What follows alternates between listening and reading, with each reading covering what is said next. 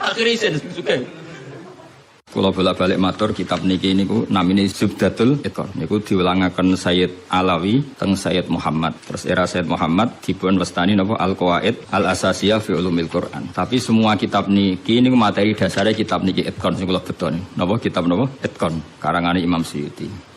Nah, kenapa harus dikenali lebih detail mana yang Makkiyah Madaniyah? Mun kula matur Makkiyah Madaniyah gunanya apa? Kalau turun di Mekah itu potensi mansukhoh, napa? Potensi mansukhoh. Kecuali kalam khobar, ya, kecuali kalam khobar karena yang namanya mansuh itu tidak mungkin terjadi di kalam khobar.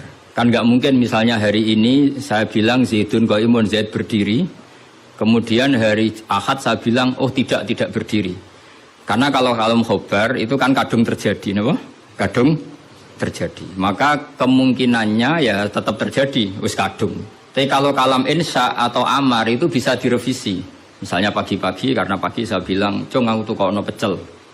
Karena momennya keliwat, sudah siang, kan bisa saja tak batalkan. Gak cung ganti rawon. Karena sifatnya perintah, apa? Sifatnya perintah. Ada muqtadul hal dalam semua perintah. Misalnya Rasulullah karena lemah di Mekah, maka perintahnya itu lakum dinukum waliyadin, ya sudah agamamu agamaku, agamamu agamaku. Ketika Rasulullah di Madinah itu kuat sekali dan Islam tetap dilecehkan, mau dihabisin.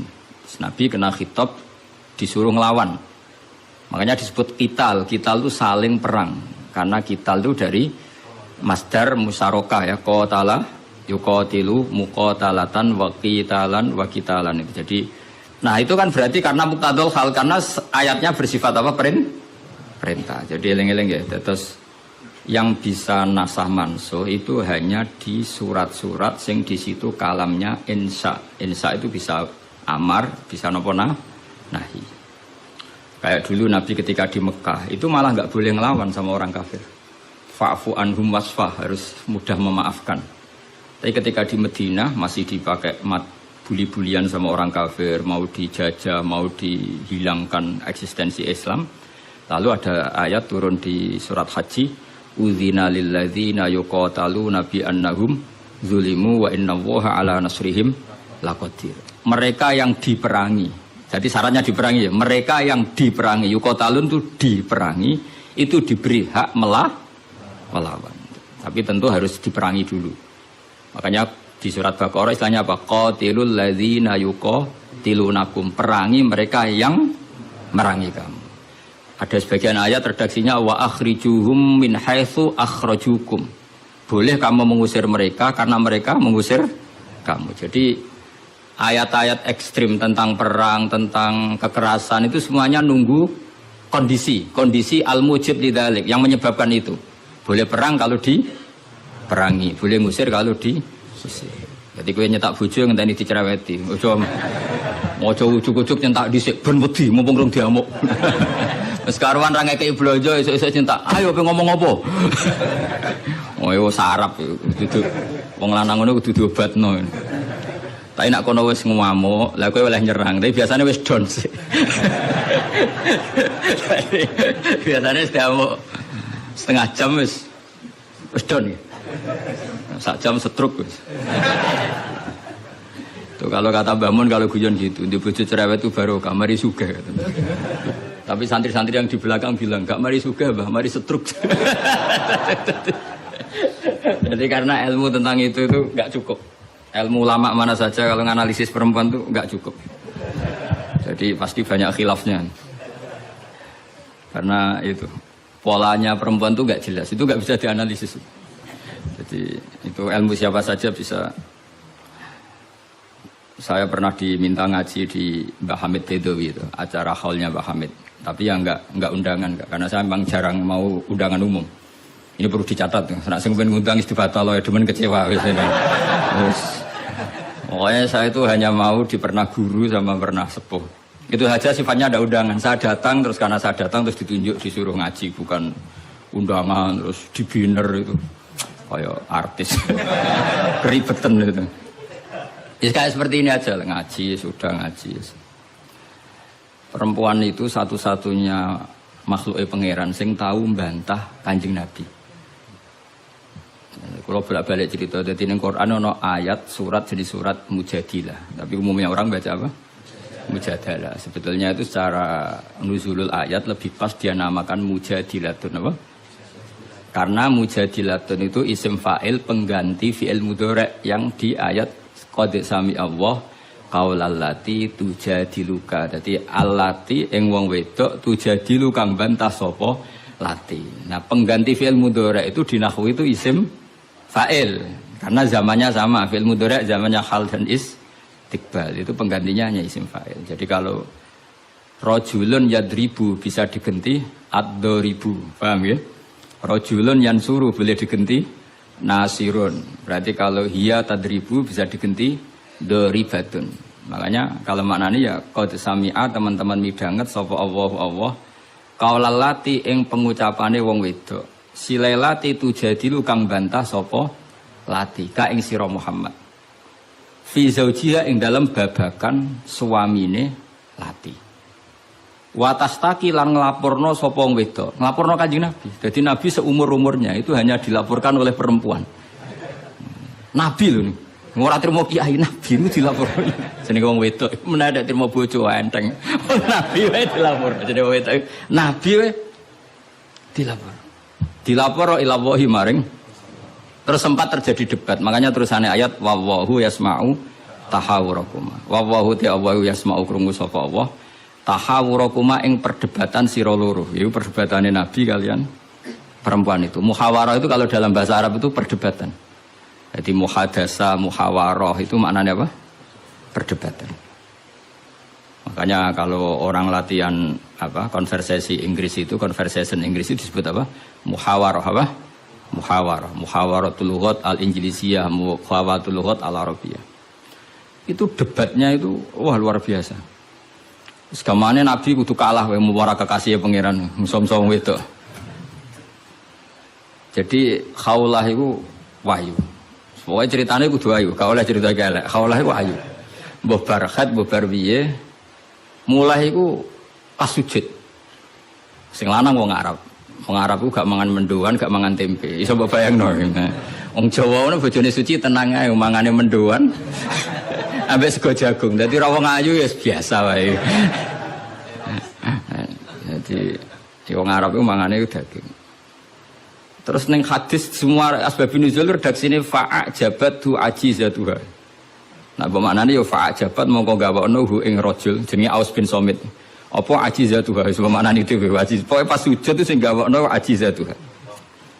Itu jorok iki, jorok niki. Iki murid kecelakaan. Jadi makna sing bener ra iso, nak makna ngono iso. Jadi uteke wis elek banget. Akhirnya jaluk, sing lanang njaluk. Karena sing wedok lagi sujud, lagi nikmati pangeran ra gelem. Ora gelem terus ngamuk sing lanang. Wong lanang gerjaluk ra dikeki iku ya ngamuk iku sekunane kuno. Tapi nek sing mangan mendoan ngamuke rapati tenan karena ya tadi sawate mesti rapati tenan. Wis akhirnya ngamuk. Terus wong Arab itu ngamuk tertinggi itu muni anti aliyya kadhuri ummi. Kowe berstatus kayak ibu. Ini makanya pentingnya ngaji tradisi. Berstatus kayak ibu itu di orang Arab itu adalah dzam. Dzam itu satu kesalahan yang harus dikritik. Tapi kalau orang Jawa kan enggak. Makanya kalau saya ditanya, fikih Jawa sama fikih Arab itu beda. Wong Jawa nak muni, "Dik, kowe kaya ibu." Itu maknanya sama-sama ngerawat saya. Makanya saya berpendapat tidak mesti secara fikih dihukumi zihar karena perasaan mengatakan kaya itu beda dengan orang Arab. Kalau orang Arab bilang kamu sudah kayak ibu, maknanya selawas-lawas haram tak keloni, haram tak jima, haram tak kumpuli. Ini perbedaan apa? Kultur Arab Jawa. Maka fikih itu kalau yang sifatnya sosial atau kultural itu memang nggak bisa sama. Itu kan ibarat begini. Orang Jawa itu kalau dicekel jenggote itu kira-kira ngamuk tor, kira-kira. Tapi kalau orang Arab itu kehormatan. Saya jajal jenggote kang ngali cekel. Wes dianggap murid ra duwe. Sebenarnya wong Arab lucu. Berarti padha jenggotene cekel-cekelan wah. Kebayang enggak cara wong Jawa? Wong Arab ku nak seneng wong, lu sirahe dicekel cek diwambung mbembenan. Nanti kalau delok ora mentoh lho. Lha kalau nanti kalian bangun teng Medina. Karena bangun orang alim alama dan beliau muammar sepuh, ada orang Arab seneng kalian ya. Yo dicekal-cekal terus dibambung iki. Sing mung Jawa gak siap. Enak ya sewante. Sewakal cek terus di. Enggak dicekal. Wis suruwe Pak wong Arab. Sadate ngono. Cara wong Jawa kan repot. Cara wong Arab itu penghur. Sehingga saking mangkelnya si lelaki tadi bilang anti aliyah kadzuhri ummi, kamu sudah berposisi kayak ibu. Fi hurmatil jima wa fi hurmatil mulamasa wa fi hurmati kata wa kata. Sama-sama haram dikumpul. Setelah itu getun deh. Waduh, bojo ayune ngene kok. Tak zihar. Zihar itu sama dengan tolak bain.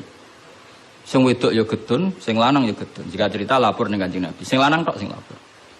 Kata Rasulullah, nah ini menunjukkan betapa perhatiannya Allah pada ketentuan hukum. Kata Rasulullah, hingga detik ini belum ada wahyu, maka ketentuan dihar sama dengan ketentuan yang ada di zaman jahiliyah, yaitu bimanzilatid tolak, berstatus kayak apa? Tolak. Ya sudah, jenis wong lanang kan nurut. Ngulang, kata Rasulullah, zihar itu kayak tolak. Ya sudah, kita nggak boleh kumpul. Nerima, sing lanang nerima. Sing wedok gak terima, enggak. Aku dhewe sing matur Nabi. Pewarani Kanjeng Nabi. Pewarani. Ya Rasulullah, apa betul engkau menghukumi zihar kayak tolak? Ya, sampai sekarang begitu. Belum ada ketentuan dari Allah. Wah, ini tidak bisa. Tidak bisa, itu hukum yang enggak benar, tidak bisa. Kenapa dari Nabi? Ngomongnya jorok, jadi wong wedok mulai dhisik jorok. Nabi, jenengan roh bojo kula. Yo ngerti dari Nabi, yo ngerti.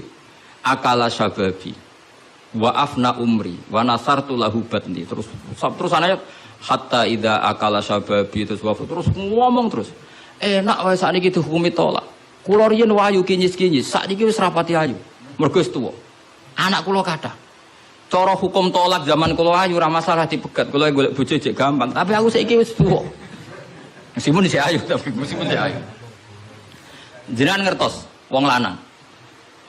Anak kula nak dirumat bojo kula mesti terlantar, mesti katut babon. Jenenge wong lanang duda iku mesti katut babon. Nak tarumat kula anak kula kelaparan, wong kula rondo wong wedok. Jadi enggak bener hukum tolak. Dikaji malih. Nabi lho dikono iku Nabi. Nabi ya tapi hukumnya sementara ngono. Aku iku nabi ngenteni wahyu. Wis pokoke ngono. Pokoke ampun putusno tolak riyen. Tak tinggal mulai sakniki. Pikir-pikir mulai. Jenenge wong wedok. Sekondang tenan kowe. Mulane ning sorane ora ana surat rijal, ana surat apa? Jadi juara. Mulai. Tapi itu justru ngetokno nak Rasulullah iku nabi. Jadi barang sing kowe ra seneng iku kadang dadi dalailul ijaz. Dalil mukjizati Quran, dalil kenabiane Kanjeng Muhammad sallallahu alaihi. Itu enggak ada yang dengar debatnya Nabi dan Khawlah namanya. Khawlah perempuan ini namanya siapa? Khawlah. Aisyah itu di kamar itu enggak pati dengar. Kok mau lamat-lamat ana wong wedok nglabrak Kanjeng Nabi ngono tok kenangan Aisyah. Sopo wani nglabrak? Terus bakas sopo terus enggak pati detail. Sayyidah Aisyah itu dengar enggak pati detail. Singkat cerita, pas perempuan itu terang-terangan. Ini tak ijazahi wong wedok-wedok sing judes. Nah wis judes menisan dadi wali, pasti didengar Allah. Mulai nang kamar itu terus sholat. Kan mau wis suci bakasane. Tapi iki sholat tenan, mau sholat bar suci iki sholat tenan. Sholat tenan. Allahu Akbar. Gusti, niki wonten hukum yang sangat merugikan saya. Tolong jenengan sebagai Tuhan, Nabi ini jenengan kandhani hukum niku. Hukum niku kan ngerubah. Piye? Pangeran. Iku apike watas taki ilang. Lah perempuan saiki nak judes mbek sing lanang gak barokah. Mergo kondo mboke kondo dulure. Lah iki sing ra bener. Dhisik ora, tapi watas taki ilang. Jadi gak lapor sapa-sapa, lapor pangeran. Ya Allah, hukum ini ndak fair, itu merugikan saya. Tolong Nabi ini jenengan kandhani, kayak wahyu terkini. Nah hukum itu tidak seperti itu. Mohon Gusti, jenengan harus mendengar saya.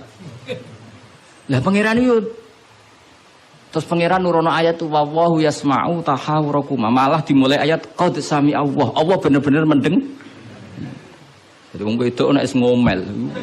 Pangeran wae ngrespon. Pangeran wae ngrespon. Ijek dikai kot tuh banget oleh ngrespon. Dadi ngomong anak kowe bojomu ngamuk iku mbok respon niru pangeran. Nah pangeran betah wong la tadurruhu maksiatun wala tanfa'uhu taatun. Pangeran orang ngomel kan tenang wae, ora bakal kena madharate. Tapi nek kowe bertahan, iso kena ompreng. Dadi kira usah niru pangeran karena ya beda kelas no. Akhirnya sujud tenani pangeran. Pas dekne sujud, Jibril teko ning Rasulullah. Dia di rumah, Rasulullah di dalam. Perempuan tadi di rumahnya. Qad sami Allah qaulal lati tujadiluka fi zawjiha wa tashtaki ila Allah wa yasma'u tahawurakuma. Innallaha sami'un basir. Sak terus. Nangis cawe wedok mau ditimbali Kanjeng Nabi panggil perempuan itu. Apa yang dia munajatkan sama Allah diterima. Dan Allah meng-ACC keinginan dia bahwa zihar itu tidak seperti tambah nangis sama itu jenengan lu nabi tenan padahal kalau lapure ning kamar jenengan krungu mergo akhirnya itu ana ketentuan alladzina yuzahiruna minkum min nisaihim ma hunna ummahati in ummahatuhum illallahi waladina. Jadi akhirnya pangeran nganggo ilmu status. Mulane saiki umat ya sing statusan niku perkarane. Pangeran nganggo hukum napa?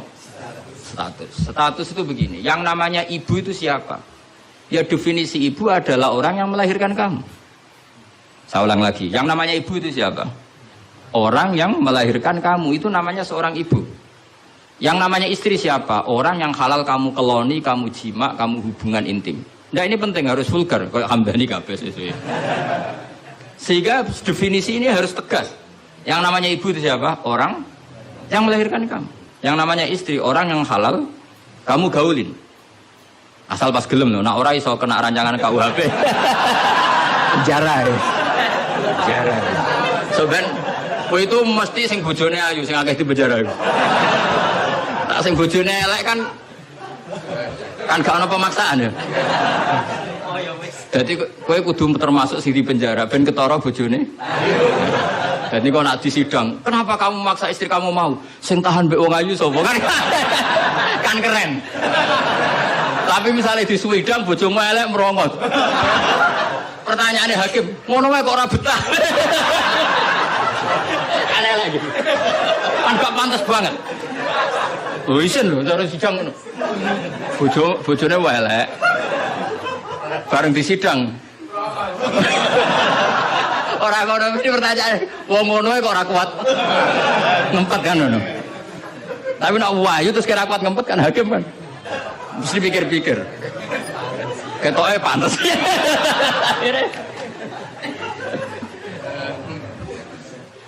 Tapi tak ulang lagi ya, ini fikih ya. Yang namanya apa? Ibu itu in ummahatuhum illallahi waladina. Mulane kan aji Quran sing tahqiq. Yang namanya ibu ya orang yang melahirkan kamu. Yang namanya istri adalah orang yang boleh kamu hubungan intim. Sehingga status ibu tidak bisa diistrikan, status istri tidak bisa diibukan. Maka karena ini penstatusan yang salah, saya ulang lagi, ini penstatusan yang salah, maka nggak perlu punya efek. Efeknya hanya dari segi sanksi kafaroh, bukan merubah status hukum. Hati-hati, awas kena salah. Merokok enak sekali. Sebab itu Allah oleh ngendikan wa innahum la yaquluna munkaram minal qauli wa zura, menstatuskan istri sebagai ibu itu omongan sing nglantur sing ora bener. Wong istri kok distatuskan sebagai ibu. Itu tidak bisa. Yang namanya ibu ya orang yang melahirkan, yang namanya istri orang yang boleh dijak hubungan intim. Ini kan enggak nyambung. Ya darani misalnya Hamdani semuanya gini, Gus Ba iku muridku, yo stres wong ngomong ngene. Karena menstatuskan sesuatu yang enggak bener. Paham ya? Misalnya kue turunan Tunggul Ametung terus ngerasa oleh mulya timbang Habib kan ra bener wong tok Tunggul Ametung kok ape saingan nasab untuk Rasulullah kan wis ora bener. Sesuatu yang enggak bener itu enggak perlu didengarkan. Maka hukumnya apa? Ya ibu tetap ibu, istri tetap istri. Soal nanti karena kesalahan ngomong hanya disuruh bayar kafarah. tidak otomatis istri berstatus kayak ibu yang haram dikumpuli selawase lawas. Itu hebatnya Quran. Jadi omongan salah itu gak perlu didengar. Mulane nek ana mubalek atau ustaz, saya ini punya otoritas untuk fatwa, ngajine ning ndi? Wong sorope ra iso wae fatwa iku piye. Mondoke iku ning ndi? Zaman mondok ora tau munggah bareng dadi kiai kok mletene ra karuan. Ngono kudu ditakokno kanca sak kelase. Iku ngerpek ta ora terus kan. Nek ra mlete dibarno, tapi nek mlete kudu dielingno. Utawa golekno gurune. Oh, nek sekolah ngadeg terus ora tau. Karena Allah itu tidak ingin ya agama dibuat main-main. Agama itu jelas, aturan mainnya jelas. Jadi makanya in ummahatuhum illallai waladunahum. Yang namanya ibu ya perempuan yang melahirkan. Sehingga jelas, aturan mainnya jelas. Semenjak itu Nabi mencabut tradisi jahiliyah yang menstatuskan dihar sama dengan tolak. Paham ya? Jadi hidup itu harus jelas. Sama seperti Quran juga gitu. Quran itu sakral, nggak mungkin salah. Kalau ada salah, berarti salah penafsirnya, salah penerjemahnya. Quran tetap terbebas dari kesalahan itu semua. Karena Quran itu sakral. Misalnya orang ngomong kiamat itu berdasar hitungannya Quran, itu tahun 2012. Nyatanya gimana rasido kiamat. Sampai kulo sering tak SMS, konco-konco kulo sing kiai. Gus ngenteni kiamat teng pundi. Terus nanggene lho nang omahku mek ngopi ya. Kiamat kok ngono sing wedi yo akeh perkarane apa napa? Kiamat 2000 piro iki? 12. Nah, rencana aku ben sesuk. Wong ora melok gawe kiamat kok geger. Wong Rasulullah sing kekasih pangeran wae ndak dikasih tahu kapan. Israfil lho sing nggo trompet ngalor kidul. Kowe ora ngerti yo.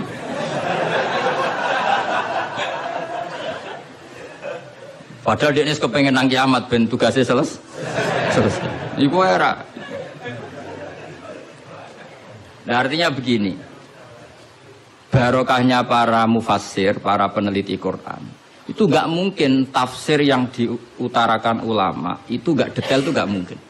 Karena ya ini perbandingannya, Sayyid Muhammad sampai Sayyid Alawi, Sayyid Abbas sampai Sayyid Zaidi Dahlan sampai Sayyid Khotib Minangkabau, saya semuanya itu detail. Sampai iki Quran iki turun pas Nabi teng dalem, iki Nabi pas tindakan. Iki Quran turun pas dalu, iki Quran turun pas rino. Dengan tradisi sedetail itu kan nggak mungkin salah dalam memaknai. Ora koyo kowe. Ning Quran ono kok ayat piro mbah lali pokoke ono. Lha ngono kok dadi mufassir kuwi. Juga lihat bantah-bantahan Basul Masail. Pokoke ono kitabe. Lah yo kitab apa? Jenenge wae lho lali. Kok halamane jenenge wae. Padahal ulama dhisik, ayat iki turun pas Nabi tindak. Turunnya pas bengi. Pas musim dingin, pas musim panas. Dengan pengetahuan sedetail itu, kemungkinan salah itu kecil. Jadi sampai dibakas. Al-Khadori wasafari. Cara kowe kan gunane apa dibakas ning omah mbek. Wis ra bakat ngalim, ning teke saya lek.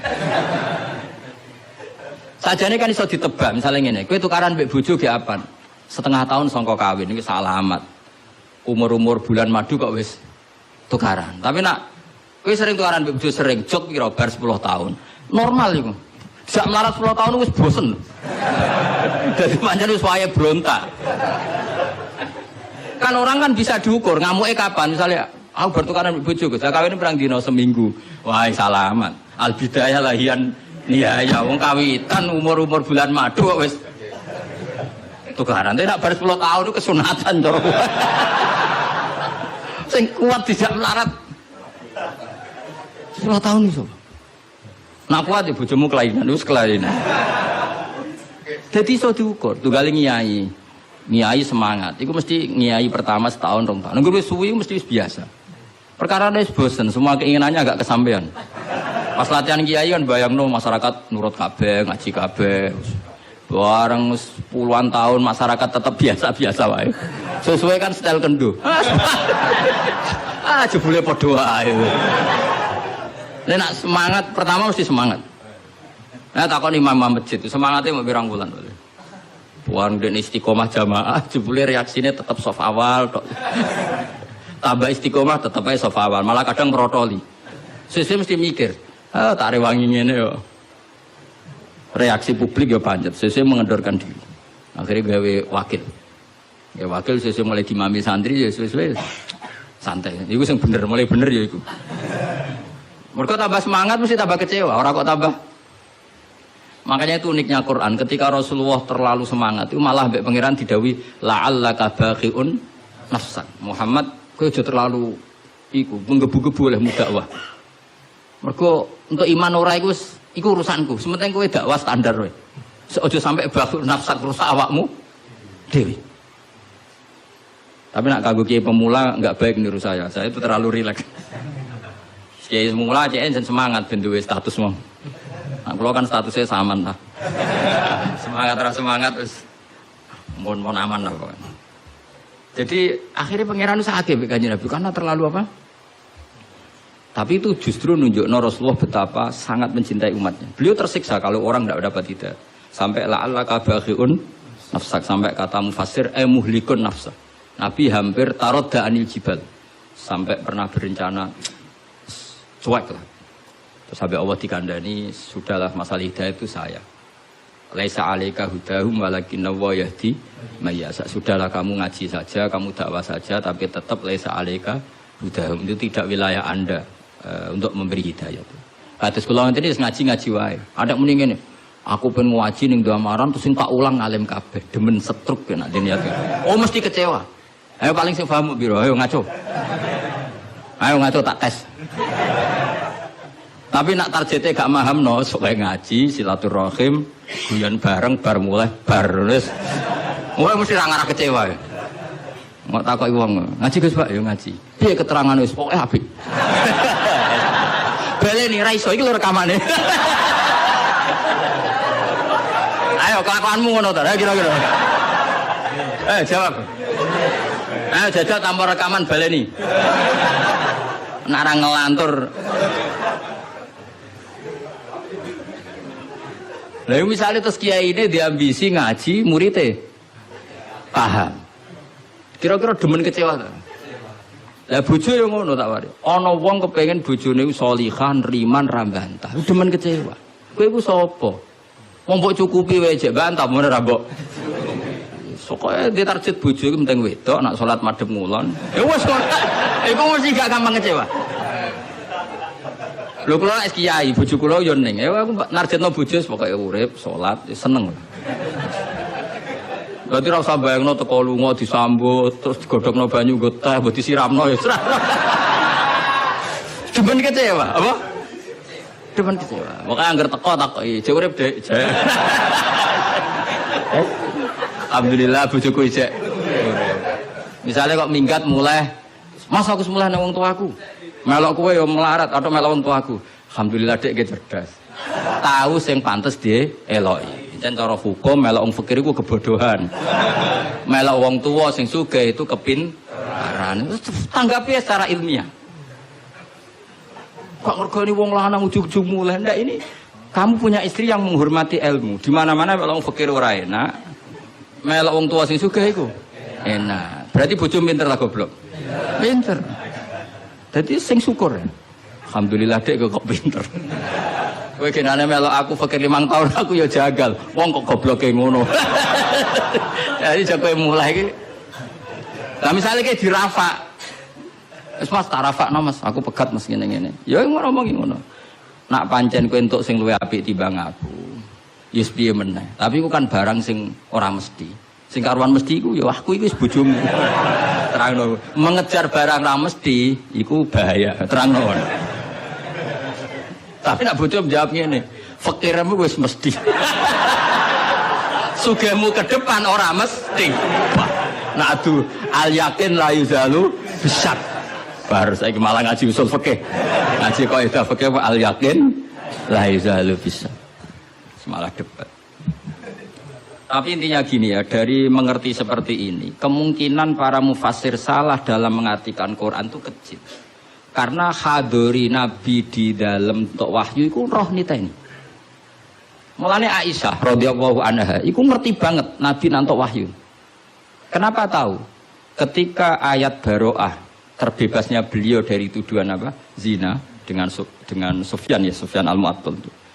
Itu Nabi itu fi yaumin syatin, di hari yang sangat dingin, musim dingin. Di Arab itu kalau musim dingin itu ada salju. Umumnya wong musim dingin kan mboten keringetan Kang Ali. Umumnya wong musim dingin mboten apa? Keringetan karena musim dingin. Iku Nabi kalau saking untuk wahyu, saking paniknya, saking beratnya wahyu itu wa innahu la yatafassadu araqan, kenangane Sayyidah Aisyah. Beliau itu bercucuran keringat padahal fi yaumin syatin, di hari yang sangat dingin. Sehingga Aisyah itu kaget, wah berarti Nabi untuk wahyu. Ternyata wahyu itu adalah pembebasan Sayyidah apa? Aisyah dari segala tuduhan apa? Zina. Kayak apa ulama itu? Sayyidah Aisyah meriwayatkan itu, ini ayat turun di musim dingin dan Nabi sampai keringetan begini. Jadi detail peristiwanya tentang hadisul ifki. Rawinya seorang Sayyidah Aisyah di rumah Abu Bakar, ditunggoni ibunya Umi Ruman. Itu detail. Kesalahan itu kecil sekali. Bayangkan kalau tafsir itu diomongkan orang sing pokoknya ono ayat piro boraro. Bareng roh wis terjemahan. Sing nerjemah dhewe ra wong alim. Sing umate akeh ya wong bodho kabeh anut. Terus otoritasnya itu di mana coba? Bayangkan ulama dulu wis alim, diuji oleh orang alim, dia murid alim, dikontrol oleh orang alim. Imam Bukhari itu diakui orang alim setelah diuji 100 ulama ahli hadis. Itu lagi lolos. Saiki ora, wong bodho kabeh ngaji, iku niate ngaji mau golek barokah ora golek paham. Mergo wis ngerti nek ora bakal paham. Dadi akhirnya ya realistis ae. Takoki kenapa ngaji sing entuk barokah. Semangkone kok nguri ora paham. Mau kenangane ngajine rame, wis ngono tok. Mbak Kasapo mbah kok nguri rapati krungu. Padahal umpama ngarep lah ya padha ae rapati paham. Dadi mulane nek rapati paham kok nguri ben alasan nek ora paham. Tapi ngaji ilmu sama ulama dulu itu ora paham ora iso. Mung dites. Imam Syafi'i itu ngaji Imam Malik itu dites. Maca muwatta dhisik, disinaoni sik lagi ngaji Imam Malik. Terus dites. Sufyan Ats-Tsauri nate ngetes Imam Syafi'i ngene. Cara kowe mesti gagal. Tes-tesane ngeten. Ada Sufyan Ats-Tsauri, ada Sufyan bin Uyainah. Ini ulama-ulama seniornya Imam Syafi'i. Ya Syafi'i nanya lo ya jangkar karena lebih senior. Ma maknal hadis la tuharriku tayra utawa atiron la tuharriku at-tayra min wakanatiha. Sebagian riwayat min makin natiha. Manuk iku aja mbok obahno sangka kurungane. Ya, manuk itu jangan gerakkan. Jadi sangkar burung itu jangan kamu gerakkan saat ada burungnya. Tapi posisi pintu terbuka. Karena Imam Syafi'i itu orang alim. Dites, oh maknanya begini. Orang Arab itu kalau mau pergi itu tayamun maupun tasaum. Jadi kalau burung di obano kurungane kok terbang ke kanan, maka perginya mubarok baik. Tapi kalau digerakkan burungnya terbang ke kiri, maka pergi ini buruk. Nabi melarang itu. Nabi melarang umat Islam punya penyakit tatoyur. Tatoyur itu apa? Menggantungkan nasib dengan toirun, burung. Makanya di surat Yasin apa? Innama toirukum ma'akum. Jadi apa? Paham lagi ya? Jadi orang Arab itu apa? Corong Jawa itu apa? Adu nasib, mengundi nasib. Kalau orang Arab pakainya apa? Burung. Nah, orang Jawa kan cecek. Misalnya cecek jeblok. Wah, alamat elek ra sida lunga. Padahal sing mesti kan ceceke hati-hati, sing mesti ganti. Tapi wong Jawa tafsire kan cecek jeblok, itu berarti celaka ya. Sing celaka ceceke ta wong sing ngape lunga. Tapi orang Jawa ora ya. Ngape lunga ana cecek jeblok gak sido jare alamat apes. Padahal tetep tiba sing mesti kan siji gak hati-hati.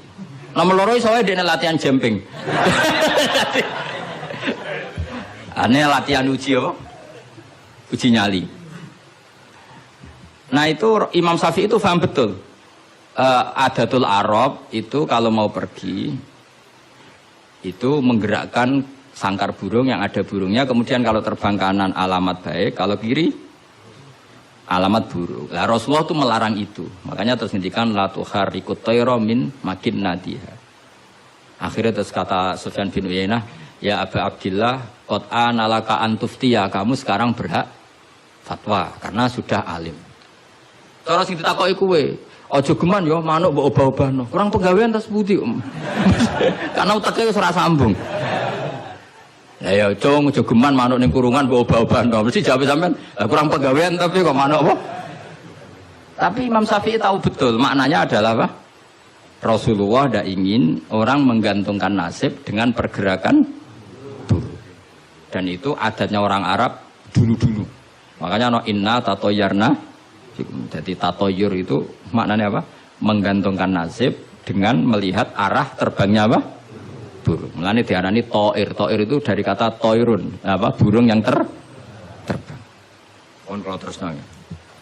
Jadi kalau sampean tanya kenapa ini dipelajari hadori, safari, laili, nahari, seifi, sitai dengan otoritas seperti itu maka kemungkinan ulama salah itu kecil karena detail. Jadi misalnya gini, Rasulullah itu suka dahar daging. Ya sudah, kita tafsirkan hanya ada momen di mana Rasulullah itu suka dahar daging.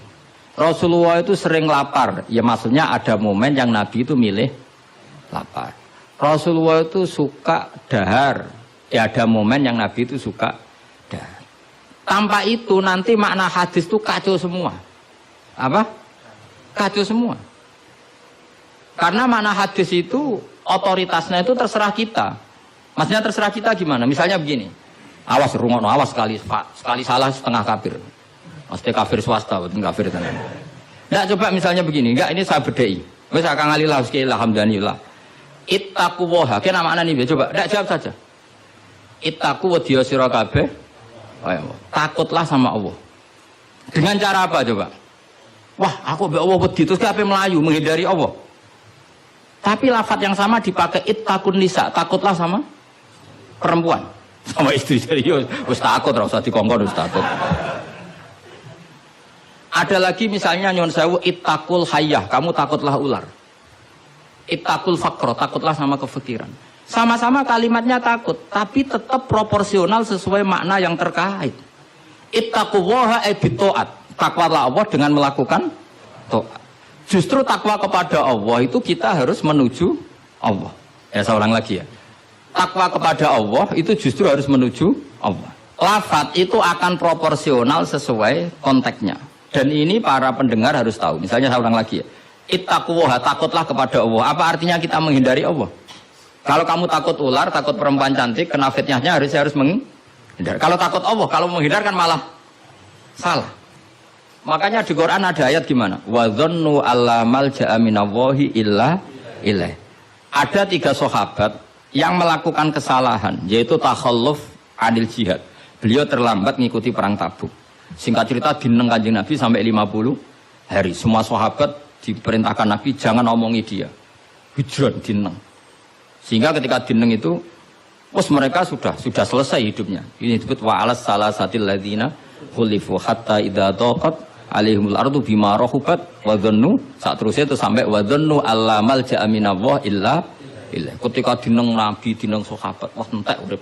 Bareng ngrasa entek uripe, terus beliau iktikaf di masjid, bahkan menyancangkan diri, mengikatkan diri di tiang masjid, dan dia berjanji semua hartanya diamalkan, semua hidupnya diibadahkan, dan dia mengira sudahlah saya tidak bisa lari dari Allah kecuali menuju Allah itu sendiri. Jadi unik kan, takut Allah itu artinya apa? Justru harus mendekat. Kamu takut kiai, semua kiai kita hormati, kita hormat sama Mbak Arwani, Mbah Mun, hormat sama Mbah Hasyim Asy'ari. Tapi hormat kita, takut kita malah kalau ada kiai ngaji kita mendekat. Tapi kalau takut ular kubra harus lari. Nah, sama-sama kalimatnya takut. Nah, bayangkan kalau makna di Quran seperti ini tidak oleh ahlinya, betapa salahnya. Sama-sama kalimatnya takut. Nah, tapi dengan banyak pengetahuan yang musalsal ila Rasulillah sallallahu alaihi wasallam, kita tahu proporsi ittaqun nisa kayak apa, ittaqullah kayak apa, ittaqul hayyah kayak apa. Cinta juga gitu, cinta kepada Allah kayak apa, cinta kepada Rasul kayak apa, cinta kepada perempuan kayak apa, cinta pada teman kayak apa. Semuanya redaksinya juga hub, mahabbah. Tapi orang akan proporsional.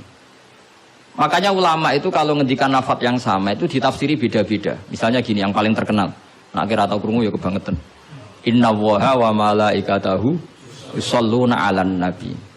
Wassalat minallah ar-rahmah wa minal malaikah istighfar wa minal adami tadarruun wa du'aun. Coba, Allah itu kan di atas Rasulullah Muhammad. Apapun hebatnya Kanjeng Nabi kan di bawah Allah. Berarti Allah di atas Kanjeng Nabi. Maka ketika ada ayat gini, innallaha saat temani Allah Ta'ala yusolli misalnya. Maca sholawat sapa Allah. Masa macane sholawat Allah mending ini. Allahumma sholli ala Muhammad. Loh Allah dhewe kok muni Allahumma terus piye kan gitu. Paham nggih? Tentu redaksine Allah ya usolli ala Muhammad. Saya menambahkan rahmat kepada, ya langsung jadi usolli ala Muhammad azidu alaihi rahmatan. Saya menambahkan dia tak kasih rahmat. Wa minal malaikati istighfarun. Ketika seorang malaikat disebut membaca sholawat kepada Nabi, artinya malaikat memohon kepada Allah supaya menambahkan sholawat atau istighfar. Nah kita ini kan wong sombong. Kita semua ini nak wong sombong, nak ndongakno Kanjeng Nabi, wong kowe dhewe nasib ora jelas kok ndongakno wong sing jelas. Ya demen diguyu malaikat. Ya Allah, tolong ya Rasulullah itu jenengan sakake ini nak ora bahaya kafir iku. Maka ketika kita baca sholawat kepada Nabi itu bentuk tadarruk kita, bentuk DPDP kita. Ya Allah, jasanya Nabi yang begitu banyak, saya tidak mungkin membalasnya. Sehingga urusan balas membalas budinya saya pasrahkan jenengan. Sehingga sholawat dari kita itu pengganti doa jazallahu anna Muhammadan bima huwa ahlu. Balaslah ya Allah Rasulullah Muhammad dengan status yang beliau miliki. Karena kita ini utang jasa tapi tidak berkutik mau balas pakai apa. Sehingga sama-sama sholat. Minallah maknanya pemberian, dari malaikat maknanya istighfar, dari kita maknanya tadarruk. Semuanya katanya sholat. Jadi makna itu pasti ada proporsinya. Ada apa? Proporsi. Dan itu ulama tahu. Sehingga kemungkinan salah itu kecil. Karena dari awal dianalisis tadi. Ada ayat khadoriyah, safariyah, lailiyah, nahariyah. Sehingga detail. Nah, barokahnya ngaji ini kamu kemungkinan mufassir ulama dulu salah itu kecil sekali. Karena tadi terhitung. Bahkan per kalimat itu terhitung. Sampai ada guyonan ulama, kalau kamu ingin tes doktor tafsir, itu ada satu kata, sak kalimat, orang sak kalam, sak kalimat yang diturunkan Quran.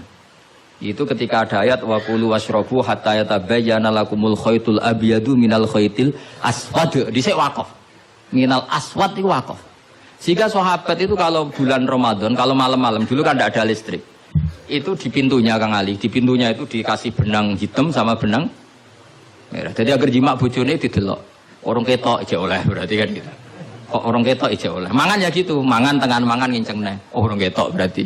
Karena ukuran menjadi enggak boleh makan minum itu apa?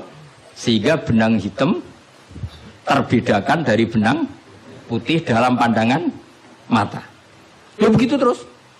Ketika Rasulullah dilapuri itu, dilapuri wong salah paham mau do masang apa? Benak. Mana santri sing nakal benange cilik benang ketok-ketok. Nak benange gede kan gampang ketok. Akhirnya Jibril teko. Orang ngono maksudnya umatmu salah paham. Iki aja ana sak kata suruh tak turun nominal fajr. Jadi minal fajr itu satu-satunya contoh ning Quran sing turun mau sak kalimat tok. Jadi Jibril kok langit medhun ning bumi, iku mau nggawa minal fajr. Ya sakake akhire kok. Kok langit tok bumi mau nggawa apa? Minal fajr. Iku Jibril mau turun apa? Minal fajr. Satu-satunya contoh Quran turun sak anu. Sak kata, sak kalimat, ora kok apa? Sak kalam ra musnad sampai musnad ilah. Saya teruskan malih ya. Jadi kemungkinan para ulama salah itu kecil karena tadi sanadnya musalsal ila Rasulillah sallallahu alaihi wasallam. Sampai ketika ayat itu dibaca Nabi saat di rumah Sayyidah Aisyah, temanya adalah pembebasan Aisyah dari tuduhan apa?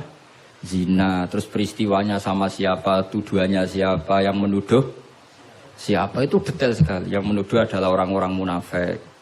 Terus Sayyidah Aisyah tersiksa karena omongannya si A, si B. Ini detail sekali. Nah, barokahnya detail itu kemungkinan salah itu kecil. Andai kan itu tidak detail, maka orang akan menafsirkan ayat dengan makna am, dengan lafadz am. Dan itu bahaya. Misalnya lafat am gini, innal insana lafi khusrin, semua manusia pasti getun. Mosok Rasulullah masuk lafat innal insana, masa para nabi, para wali masuk innal. Tapi kalau kamu tahu bahasa Arab kan, alil ahdi, al itu untuk makna takrif. Orang tertentu yang kelakuannya tertentu itu lafi khusri. Sehingga proporsional. Apa propor? Makanya ketika ada ayat misalnya gini, wa anni faddaltukum alal alamin. Bani Israel didawi pangeran, saya memuliakan kamu di atas seluruh penduduk dunia. Semua mufassir mengatakan, karena umatnya Rasulullah adalah umat terbaik, kuntum khaira ummatin. Tapi kenapa Bani Israel dikhitopi wa anni faddaltukum? Oh begini, ala alami zamanihim apa? Ala alami zamanihim. Bani Israel adalah penduduk terbaik di eranya atau di masanya. Kenapa begitu? Karena ada al. Apa? Ada? Seperti begini ya. Mbak Arwani itu yang terbaik di eranya. Tentu beliau kan nggak akan merasa lebih baik ketimbang Mbak Munawir karena gurunya. Mbah Mun terbaik di eranya tentu dibanding kita-kita. Kalau dibanding Mbah Zubair, sama Said Abdul Al-Haddad terbaik. Tapi kan nggak mungkin beliau kerja dibandingkan sama Faqih Muqaddam, sama Habib Ahmad bin Isa al-Muhajir. Semua ini orang-orang terbaik tentu kita tafsiri di eranya. Karena mesti beliau-beliau punya senior. Paham ya, jelas ya? Sama lah. Ketika wa anti faddaltukum alal alamin, Bani Israel dikhitopi gitu, alami zamanihim. Bahwa Bani Israel lebih utama hanya dibanding apa? Orang di eranya. Tidak mungkin mengalahkan umat Rasulullah SAW karena umatnya Nabi kena status kuntum khaira ummati. Ya jelas ya. Jadi, nah, siapa yang tahu proporsional ini? Lagi-lagi ulama. Jadi ini penting, ulama ini penting. Sama ketika Rasulullah itu nyuwun sewu ya mau berteman orang-orang kafir. Itu ulama yang tahu. Bertemannya apa? Karena Rasulullah tidak punya hadzun nafsi, bertemannya adalah tatmi anil Islam supaya menyenangkan mereka masuk Islam. Tolaban di imanihim wa toma'an di imanihim. Tidak sing akrab sampean, oh paling untuk servis ya. Gak butuh Islami, butuh duitnya. Kan nanti terserah. Sama-sama zahir itu mau berteman, tapi kan beda orang soleh sama ndak. Aku bolak-balik nyontono gampang kasus wong itu. Ana wong soleh ngekeki dhuwit rondo ayu. Wis pikirane nulung. Nek wong dolim ngekeki dhuwit mesti pesen apa ora tau. Jadi sama, perilakunya sama-sama memberi. Tapi orang soleh sama orang fasik selalu beda. Makanya Allah nak ngendikan itu sederhana dan ini sangat sederhana tapi sangat dalam. Qul hal yastawil ladzina ya'lamuna wal ladzina la ya'lamun. Afaman kana mu'minan kaman kana fasiqo. Sama. Lho coba kiai sama orang fasik ya ramah ya lomo. Enak menawa gelem dadi apik. Antar wong fasik ya sayang ya lomo, ben kena dadi anak buah, ben gelem ngedaro narkoba. Lomane padha, pemberiannya sama. Sing kiai memberi ben orang ini jadi baik, sing badar narkoba memberi ben gelem dadi anak buah. Memberinya sama. Perhatiannya yang beda apa? Niatnya, karena tidak akan sama afamangka mu'minan kamangkana fasiko. Lah saya ingin Quran itu dibaca seperti ini sehingga kualitas maknanya terjaga. Karena bawa koyok kue terus diterjemah, apakah orang mukmin sama dengan orang fasik? Jawab tidak. Itu bangunnya apa ujian masuk madrasah aliyah. Bocok orang karu-karuan paham itu. Jadi sing detail ya ngaji Quran sing detail. Jadi afaman kana mu'minan kamang kana fasiko. Makanya Rasulullah nanti ngendikan dan hadis ini saya pegang betul. Jangan geman salah faham sama orang soleh yang alim karena motifnya pasti kebenar meskipun dohirnya salah. Terus Nabi cerita kana habrun min ahbari Bani Israel, dulu itu ada orang alim dari Bani Israel. Itu orang soleh sekali, alim sekali. Tapi ketika beliau sedekah itu dikasihkan sama maling. Fatahat dasan nas, orang geger, orang alim sedekah mbek maling. Kemane Kang Ali santri ra dikai malah maling. Kontroversi belum selesai, hari kedua dikekno lonte, dikekno wong nakal. Geger meneh. Ini orang alim kok malah ngamal ning lonte. Geger. Geger belum selesai hari ketiga, dikekno wong sugih. Jadi 3 hari itu keliru terus. Tapi beliau orang alim, orang ini dipuji Nabi. Kata beliau begini, wong nganti dadi londe iku kepengin golek duit. Dadi wingi ku tak kei, nduk kowe Pak dadi londe golek duit iki tak kei tapi ora usah dadi londe. Fala Allah antas ta'ifa, saya memberi itu supaya dia enggak jadi nakal. Beda enggak ambek wong fasik sing ngekei duit. Ayo beda to ora? Terus yo pesantren. Terus copet itu dikasih, ditanya. Kenapa kamu ngasih copet? Lah ya copet nganti nyopet golek duit. Cung ora usah nyopet ya dina iki tak kei. Biasane sedina untuk piro cung misale? Ya 500.000 wis kei 500.000 ora usah nyopet. Artinya apa? Sama-sama bentuknya itu ngasih, tapi motivasinya B. Sing paling sinis terakhir, wong sugih dikai. Wong sugih ya bingung, "Mbah ya iku sugih mbok kei dhuwit." Lah nganti kowe medhit, iku ora saking senenge dhuwit tak tambahi. Akhirnya isen sugih. Makanya masyhur itu. Jadi artinya gini loh, wong alim ora iso dipadakno wong. Makanya ketika Rasulullah SAW berteman dengan Nasara Najran, sampai Nasara Najran sowan ke Nabi konsultasi tentang agama, terus bagian riwayat Nabi menghormati mereka, itu beda dengan kita. Kita seperti itu nggak boleh niru-niru amat karena konteksnya beda. Kekuatan kita, iman kita dengan Nabi itu beda. Tapi tetap ini menjadi hukum. Siapapun boleh menganalisis sesuai fahamnya masing-masing. Tapi tetap beda. Saya ulang lagi, tetap beda. Karena tadi, misalnya ada wong alim, soleh, terus senengannya mulang rodo-rodo ayu.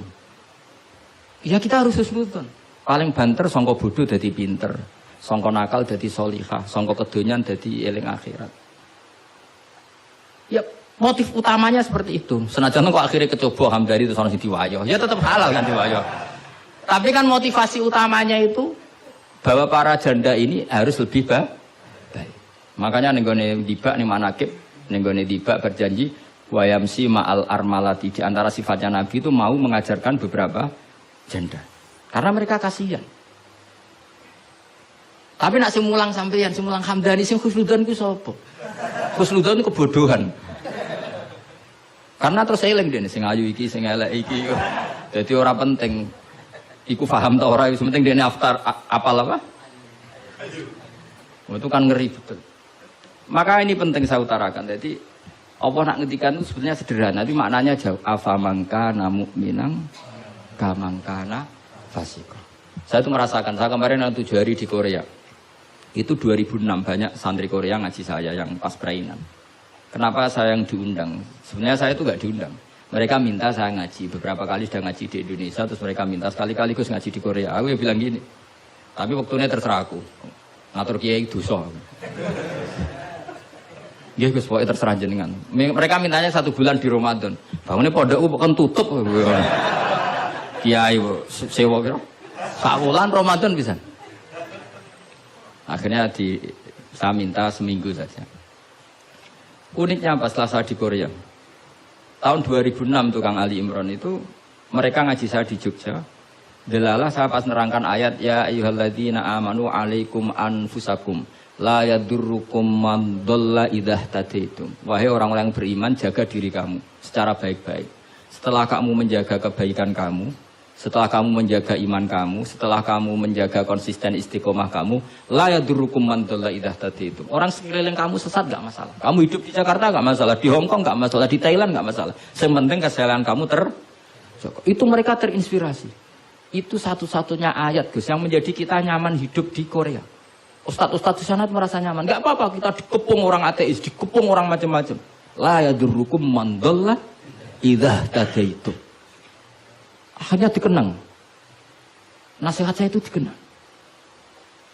Akhirnya mereka sepakat ngundang saya semua guru-guru terus saya ijazahi itu. Ya sudah, Korea itu bumi ateis, bumi di sini tuh nangis semua karena lama enggak dipakai sujud. Padahal lakal hamdu mil'us samawati wa mil'ul ardi. Bahwa memuji Allah itu harus memenuhi langit dan memenuhi bumi. Nanti kalau orang Korea nggak ada orang Indonesia, bumi ada sing lodang. Jadi didelok malaikat kedua, ini kok lodang karena nggak ada yang sujud. Tapi baru kayak dikepung TKI 49.000. Dan itu separuh lebih sholat. Sholatnya keren pisan. Kadang yang Thailand, kadang yang gone Karena kalau pas kerja itu waktu sholat disamakan waktu jeda 5 menit ke kamar mandi. Jadi rata-rata sholatnya itu pas di kamar mandi. Lucunya kalau mereka sedang baik nawani gini, apa tak belikan patung juga? Karena pernah ada orang TKI di sholat itu diincengin ngisor. Mereka aneh, ada sembahyang kok tanpa patung. Karena tahunya mereka ya namanya sembahyang pakai patung. Jadi betapa mereka nggak kenal sekali sama Islam. Dan itu pertama kenal barokahnya orang-orang Indonesia. 49.000. Nah sekarang udah bikin masjid, udah apa, terus ada yang ngontrak masjid. Jadi masjid itu unik. Kadang lantai 1 gereja, lantai 2 bar, lantai 3 masjid. Jadi saya pernah ngaji beb itu mau ke masjid ngelewati gereja dulu.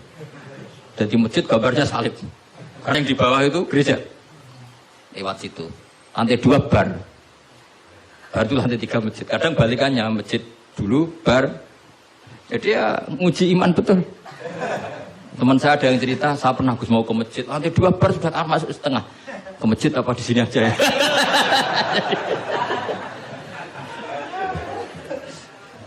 Tapi ya tadi, makanya kita semua syukur betul umatnya Rasulullah Shallallahu Alaihi Wasallam itu dikawal Quran ila yaumil kiamat. Jadi yang dikawal Quran bukan orang Kudus saja, bukan orang yang daerahnya mayoritas Muslim saja, termasuk orang yang di Korea, di Uni Soviet juga dijaga Quran. La yadurrukum man dhalla idza tadi.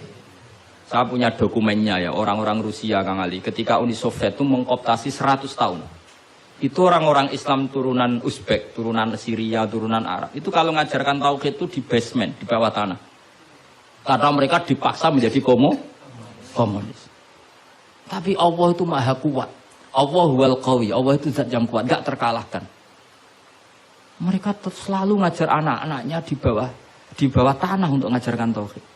Dan doa mereka didengar Allah. Akhirnya Uni Soviet hancur menjadi negara persemakmuran. Tapi sekali menjadi negara persemakmuran langsung menjadi negara Islam. Yaitu Ceknya, Uzbek, Tajikistan. Laukanu khina kufrihim tidak belajar Islam, maka tidak bisa mendirikan negara Islam. Tapi karena mereka ketika dikooptasi Uni Soviet tetap belajar Islam. Sehingga pertama merdeka langsung negara Islam. Andai kan mereka sudah meninggalkan Islam secara pelajaran, maka tidak bisa mendirikan negara Islam. Tapi mereka ketika dikooptasi tetap belajar Islam meskipun sembunyi. Sebenarnya itu jenenge la yadurrukum man dhalla idza tadait. Jadi orang sekeliling kamu sesat nggak masalah, asal komitmen kamu sendiri tercerahkan atau mendapat hidayah. Saya itu ingin ya Quran seperti ini tuh mancep neng umat Rasulullah Shallallahu Alaihi Wasallam. Jadi eling-eling ya ayyuhalladzina amanu alaikum anfusakum la yadurrukum man dhalla idza tadaitum. Jadi kamu tidak usah takut zaman. Kayak apa Jakarta? Jakarta kata orang banyak kota maksiat gini-gini. Itu tidak benar. Banyak orang-orang alim. Siapa yang nggak ngerti Habib Mundir di era modern? Sampai Majelis Rasulullah besarnya juga di Jakarta. Siapa yang nggak ngerti keluarga Kuitang? Orang-orang alim yang non Habaib juga banyak. Dulu ada Mbak Syafi'i, sekarang ada Pak Sukron Makmun, Pak Nur Iskandar. Banyak teman-temannya bapak yang alim di Jakarta. Santri saya yang Jakarta ya banyak. Muhibin saya Jakarta ya banyak. Karena ketika orang itu baik, itu la yadurrukum man dhalla idza tadaitum. Uni Soviet kayak apa dikjayanya? Ketika mereka hancur, malah mereka akhirnya yang hancur dan berdiri negara-negara persemakmuran dengan asas napa? Islam. Jadi kowe ora usah kuwatir, wah iki negara Indonesia rusak tauhid kudu dihancurno. Wah, apa-apaan gak tau ngaji, yakin gak tau ngaji. Agama ini akan dijaga Allah ila yaumil kiamat. Jelas dawe Nabi la tazalu ta'ifatun min ummati zahirina 'alal haq la yadurruhum man khalafahum. Sebagian riwayat la yadurruhum man nawa'ahum. Agama ini kata Nabi selalu umatku ini ada pembela-pembela kebenaran ila yaumil kiamat kata Nabi. La yadurruhum man khalafahum, dan umatku yang bela kebenaran ini tidak akan terkalahkan oleh orang yang menentang mereka. Dulu ketika kita kecil, pengajian kudu lapor Polres, mobalake di data, iya bener ya nih. Saat ini pengajian rasa diundang polsek dorau. Bedanya kan jauh sekali. Dulu kan kayak kesulitan, sekarang kayak apa? Padahal kualitas ibadah kita mungkin hebat, tidak mungkin mesti hebatnya wong dhisik. Tapi agama ini dijaga Allah. Nak cara kiai-kiai sing tasawuf, dhisik digawa Imam Ghazali, Syekh Abdul Qadir Jilani. Iku agama mlaku. Berhubung agama diurusi pangeran, saiki digawa mudin ya mlaku. Mergo sing ngurusi pangeran. Cara sing ngurusi manusa agama iku wis tutup. Mergo sing gawa trimo mudin. Tapi berhubung dijaga pangeran, sing gawa rodok-rodok pidol wis tetep mlaku. Jadi Hamdani wis tetep mlaku. Ya memang Allah Ta'ala sudah janji la tazalu ta'ifat, ini dawuh Kanjeng Nabi. Dawuh Kanjeng Nabi tentu semakna dengan wahyu. Karena apa? Wa ma yantiqu 'anil hawa in huwa illa wahyu yuha. Jadi dawuh Nabi la tazalu ta'ifatun min ummati zahirina 'alal haq la yadurruhum man khalafahum.